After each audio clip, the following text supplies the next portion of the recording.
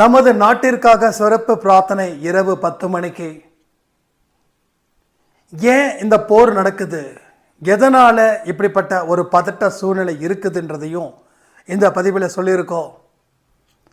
கோபப்படுறதால ஒரு மனுஷன் எவ்வளவு இழக்கிறா அப்படின்றத பற்றியும், வாழ்க்கையில் கிருஷ்ண பரமாத்மா சொன்ன ஒரு முக்கியமான தத்துவமும் இந்த பதிவில் இருக்குது.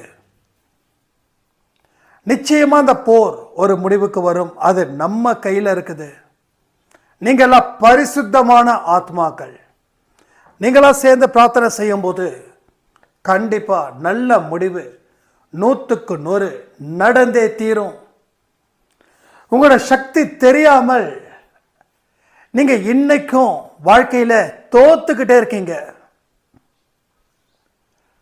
ஒரு பதிவும் உங்க வாழ்க்கையில நீங்க எப்படி இருக்கணும்னு சொல்வதற்காகவே கொடுக்கப்பட்டது.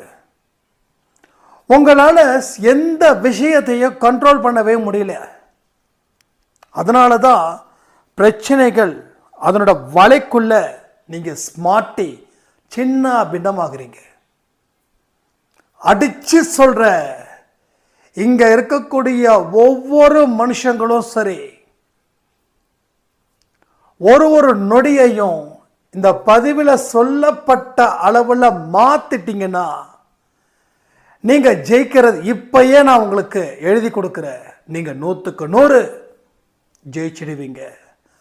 உங்க கர்ம பலன்களை இருந்து மீண்டு வருவீங்க. நல்லா இருப்பீங்க. ரொம்ப நல்லா இருப்பீங்க. ரொம்ப ரொம்ப ரொம்ப ரொம்ப ரொம்ப நல்லா இருப்பீங்க.